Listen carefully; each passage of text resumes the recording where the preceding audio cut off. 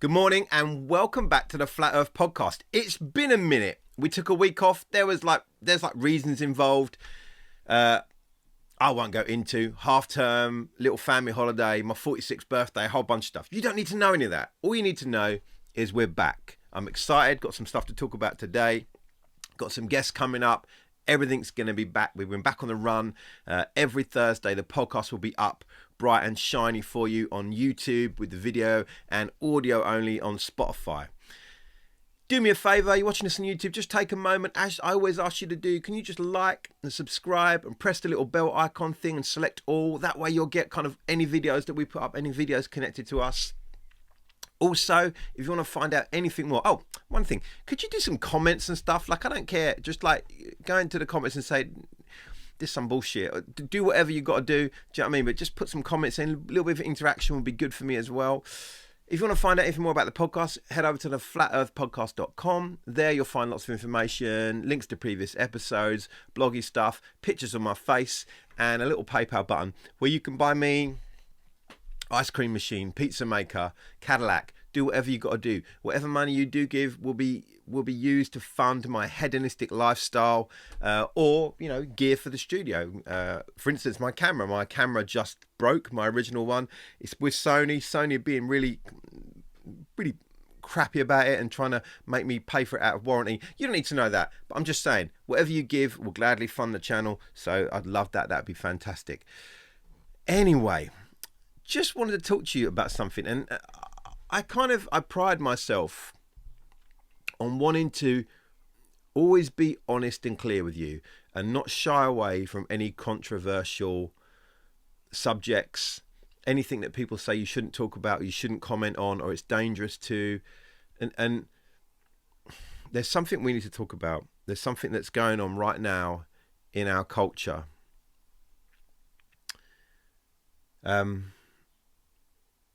People are amongst us right now trying to rewrite history, trying to remove some of the heritage that it is part of all of our lives, to be honest with you. And we need to talk about this. How do I start this? It's tricky. It's really tricky. I want to get there, but I'm scared. Okay, I'm just going to say it. I'm just going to say it, if that's okay. Obi-Wan Kenobi on Disney Plus. It's a shit show. It's a televisual car crash of monumental proportions. It is a lauded program, one that was pushed, and we were told we were going to have the continuing story. This is still the Skywalker saga. We're going to find out what Obi-Wan Kenobi did between the prequel series and what we see when we first meet old Ben Kenobi in A New Hope. We were going to be, all those gaps were going to be filled in. But what did we get? We got a show that is so bad that I'm now watching it as comedy. I'm now watching it for comic relief. I'm now watching it just to to enjoy how bad a $25 million per episode show can be. Just how horrendous it can be. Now, Disney Plus are messing with a bunch of stuff. They took all the Marvel content, and all the stuff that was produced before them is fantastic. Everything that they produced since is at best weak sauce, at worst just a horrendous dog shit, terrible stuff. And what they've done with Star Wars is equally bad. I mean, what they did with the J.J. Abrams season and all that stuff, Last Jedi, that was bad enough, right? But then you had some hope. Okay, now they're going to take some peripheral characters on Disney Plus and do something really good with them. And actually, The Mandalorian is an outlier here. The Mandalorian is dope. The Mandalorian is a great show, and The Mandalorian gave you faith that, oh, dude, Disney's going to be good. We're going to get, as a Star Wars fan, I was born in 1976. I'm a child of the 80s, right? So Star Wars is a rites of passage, man. Do you know what I mean? It's just like, first girlfriend, first fight, first car, whatever. Do you know what I mean? Your body changing, all these markers. Star Wars is in there for a child of the 80s. You don't have a choice to like Star Wars or not. You experience it no matter what. So yeah, when they were going to do spin-off series, we thought finally we're going to have big budget, good effects, good actors, high value content. And Mandalorian gave you hope they could do that, because they went straight back to like unknown characters on the peripheral. Like, what we're going to do? How can you have a guy in a mask the whole time? And they did it. Season 1, season 2, dope. Then they handed off to Boba Fett. Now Boba Fett is awful. It's awful. Now don't zone out. If you're like not a Star Wars person, not a TV person, I'm not going to talk for the rest of the time about TV. I'm using this as a springboard to talk about something else that's going on in the world. So just hold on. Stay with me. So we had Boba Fett. The Book of Boba Fett. Now, this was bad acting, janky. They took the main character of Boba Fett and they sidelined him, and they made him a weak and delusional person who really needed the help of his female sidekick, a female-led gang of bikers. He really was at every point duped and confused, and what we loved about Boba Fett from the films was just elite assassin, boom. But Boba Fett, man, just confused old man, doesn't know what he's doing. Weak sauce. But let me tell you, I thought that was it. I thought this is as bad as it gets. And I looked at the Obi-Wan series, got Ewan McGregor in it, a bunch of other people. I'm like, this has got some something about it, some substance. Obi-Wan makes Boba Fett look like a masterpiece. Obi-Wan makes Boba Fett look like The Godfather, Citizen Kane, your Forrest Gump. It makes it look like Apocalypse Now, Goodfellas. It makes it look like fill in any blank of any film, Schindler's List, whatever film you think is a great example of how you tell a story. That is what Boba Fett now looks like. It looks like the peak, resonant, beautiful, touching, poetic, well-scripted, just an emblem of great filmmaking in comparison to Obi-Wan. That's how bad it is. A show as awful as Boba Fett looks like a blinding example of greatness compared to Obi-Wan Kenobi. It's so bad. It's so bad. It's so bad. And why is it so bad? Because of what they've done to the namesake of the show. They have taken a character that we all knew. We didn't know a lot about him, but we knew this. He was powerful, he was wise, and he was strong.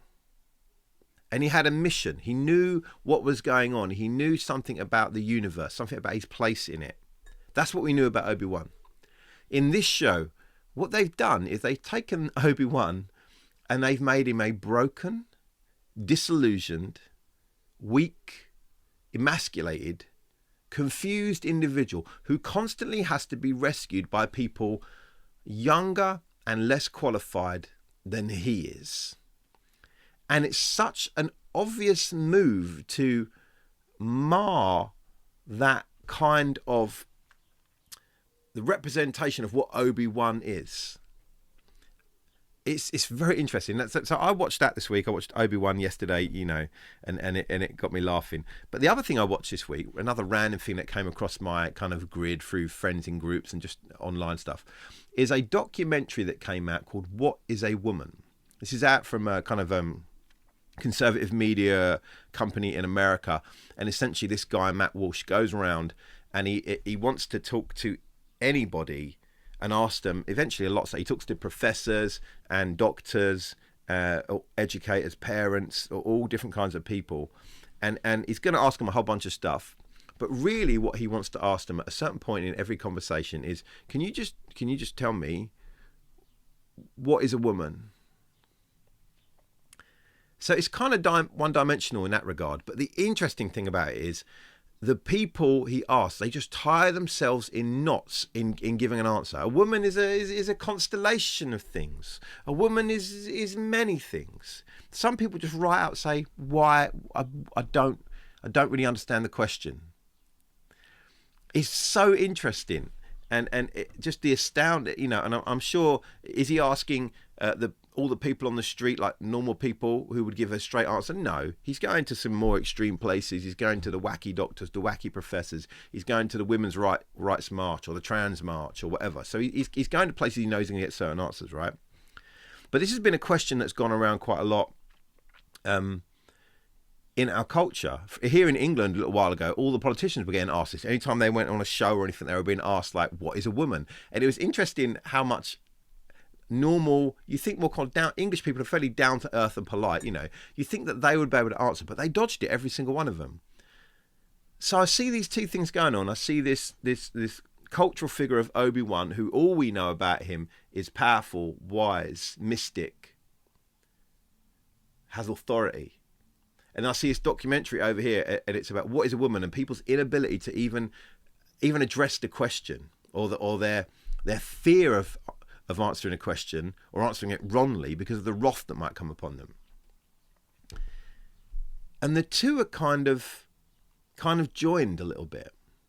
Because you know the most interesting thing, and I thought it before this What is a Woman film came out, when our politicians in England have just been asked this, I thought it's really interesting. Why is no one asking the other side of that question? Why is no one saying to people, I wonder if you can tell me, what is a man? Like, I'll give you a minute. Why is no one trying to do the I got ya with the what is a man question? Why? Why are we obsessed with what is a woman? Why is Disney as a company, it seems, obsessed with creating content that purely uplifts women, which is no bad thing, but it seems always the only way they're uplifted is to stand on a man and push up, not to come up to some level or just be at a level on their own. But no, they have to stand on what went before. And we've seen this in our culture the last couple of years, the tearing down of statues, the questioning of history and all this sort of stuff.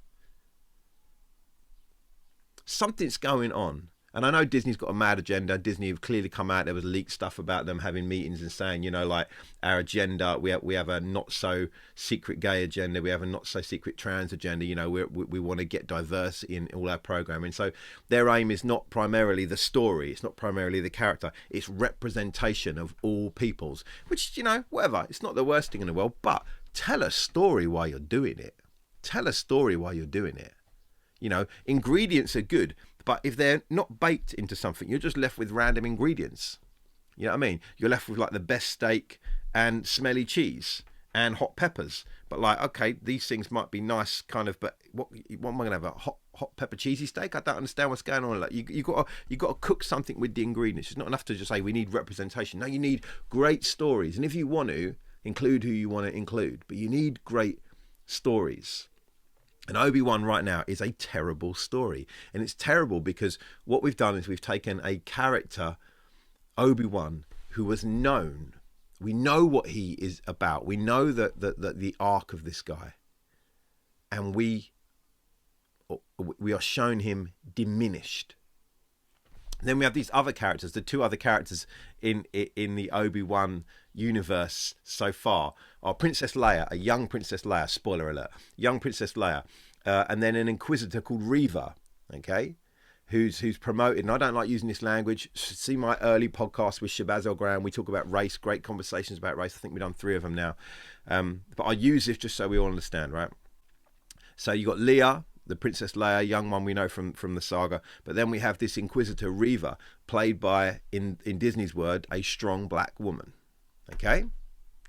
Now, whether or not either of these actresses are good or not, what they're like as people, I don't know. I don't know them. But let me tell you, their characters are badly written, and their performances are weak. Now, is it their fault, or is it that they gave what they were asked for? The director, producer said, this is what we want, give us this. So we have Obi-Wan, he's known, we know what he is, we know the history, we know what the ingredients of his character are. Then we have Leia and Reva, we don't know what they are, but they are lifted up at any cost. So the known, and we know it's supposed to go this way, but we're going to slap it this way. Then the unknown, and we know that really it seems like the character should be like this, but no, we let them go this way. This Princess Leia, she got this in the first episode. She gets captured. She keeps getting captured. They're trying to capture her. We forgot about Luke Skywalker. Fuck that guy. Like, it's not important. But like Princess Leia is it now. It's not about the man. Luke Skywalker. It's not about Luke Skywalker, even though he's the crux and point of the whole Star Wars saga, right, as written, right? Forget that. No, it don't matter now. And Obi-Wan was only told to wait on that planet and look after Luke. But no, he's like, screw that bullshit, man. I'm going after Princess Leia. But she keeps getting captured. And the first time she gets captured, she gets chased by 3 men, 3 grown men. And this is a 10-year-old girl. Now, this ain't any old 10-year-old girl. This isn't like a gymnast. She looks like she'd have a hard, she couldn't catch a pig in an alleyway. She got like these bow legs. Looks like she barely survived a bad case of rickets, man. And she's slow, and she's a bit sort of like she can't run properly, and she outruns like 3 men. And then later on again, she escapes men and grown ups who are in arm lengths of grabbing her, and she somehow gets away. It's just not true. And Reva, who no matter what seems to know everything. She knows stuff that no other characters know. She knows stuff that no one should know at this point. No matter what, we're constantly told that she is a scary and powerful character, but it's not shown. It's just supposed to get it. But yet we know Obi-Wan is, but we're shown that he's now the opposite, diminished, shell-shocked, PTSD, just messed up. See, the thing is, our culture at the moment, and this is really what I want to talk about, our culture doesn't seem to be able to lift one group of people up without pushing down on another. And I've noticed that the current trend is to push down on men. And that's why no one's asking what is a man. We don't care. Shut up is the answer, I imagine. Now, what is a man? What about men's rights? Shut up. You've had your turn. It's our turn now. Our culture is saturated with anger and unforgiveness. These are 2 things that mark out our culture. Anger, deep anger at systemic stuff, historical stuff, but also little stuff. People, I've said this time and time again on this podcast, right? Anger's just below the surface. You know this. How quickly do you get into road rage? How quickly, when your phone doesn't load the simplest of apps, do you just lose your mind? Anger and unforgiveness. This thing of cancelling people. I mean, even to say that's some Nazi camp stuff. Every dictator that has ever committed genocide, essentially that was a cancelling. You're cancelled. You mean nothing. You're worth nothing. I want you gone. And not only do I want you gone, I want every word you ever spoke gone. Every bit of art you ever made. Every book you promoted, wrote or read, I want it gone. Cancel. Yeah, man, we live in a culture at the moment saturated with anger and unforgiveness. And it's interesting just seeing these 2 entertainment shows, if you like. Obi-Wan Kenobi, supposed to be carefree, just like escapism. It's a space opera. It's a space saga. But we can't escape the fact, no, we want to lift up this small girl with legs shaped like an O and weird kind of like acting skills. We want to push up Reva, this representation of African culture, black culture, I guess, and of female empowerment. We want to push her up. But this guy, Obi-Wan, he's trouble. Old white guy, get rid of this guy. It's interesting. It's just interesting. And I guess the most interesting thing is watching the rest of Disney's content. I don't know if you saw... I don't know if you saw the trailer for She-Hulk. Do you see the trailer for She-Hulk? Oh my gosh, it's awful. They just took a character that we know, and I know there's comics where there was a She-Hulk, I get that. But this version of She-Hulk, she seems to just, she doesn't get big. Like I showed my wife this trailer because it was so funny. You think like, if she's the same as the Hulk, right? Hulk just got mad big. He became, spoiler, a Hulk. But with She-Hulk gets it, she gets like an hourglass figure, but just with muscles. So she gets like, even in the trailer, they talk about how good her butt looks. Girl, your ass looks crazy right now. You know, so she's there, but she's voluptuous, but she's muscular. In the last part of the trailer, having been at a club, she picks up a guy, and literally later on, we see her pick up a guy and carry him off to the bedroom to do whatever she wants to do, right? Again, it's trying to empower women, but you do it by pushing down on men. It's just interesting. It's interesting. Now, I understand pendulums, right? You know what a pendulum is? A pendulum swings one way and then it swings the other way, right? It swings one way, it swings the other way. So if our culture has been swung this way for a long time, with lots of men getting up to all kind of nasty, old school, misogynist men stuff, I understand, and I'm not denying that will swing the other way over here, and you get very twisted, aggressive feminist stuff. And then, I understand that pendulums take a while in culture to get back to some sort of even ground in the middle. They have to keep swinging, But at the moment, this thing has swung so far this way that it's messed up, There's a thing called tall poppy syndrome or crab antics, It's in nature when a tall poppy is coming up and getting more and more sun, another poppy will come in and take its nutrients and its light. Crabs, you put crabs in a bucket, a crab will try and get out, and just as a crab gets up to the top of the bucket, another crab will just be like, nah bruv, and just snippy on his butt. It's dangerous when a culture's trying to eat itself to get ahead. No one gets ahead. We all just get chunks bitten out of us. It's no good for us. We need to somehow step out of anger and unforgiveness, and I don't know how, or if you can affect a Disney, or if you can have someone who really doesn't want to entertain a binary equation of gender. I don't know if you can get them to engage in a conversation. I don't know if they will drop their anger or their unforgiveness, and I'm really not in charge of that, and you're not really in charge of that. So what can we do? Flat Earth Podcast family, what I can do is I can try and not be angry, and I've realised lately, man, I'm so angry. Like ever since the COVID thing, I let anger in quite a lot. Would watch stuff that would wind me up, and just, it's not good, man. It's not good. So I'm trying to step out of anger, trying to smile more. Just, it changes things. The smile at someone, say hello, be kind. And unforgiveness, try and forgive people deeply. If we all did that, we'd be better off. And I would imagine, please, like, we might have had the best Star Wars show in the world if someone had just learned to drop anger and pick up forgiveness. We might have had an Obi-Wan show that could have been like rock and roll and money, but we didn't. We got this bullshit. We got this weak sauce. Anyway, oh no, that's what I wanted to say. It's nice to be back and talking to you guys. I don't always want to be heavy and talk about this stuff, but just this is the stuff that's floating around at the moment, right?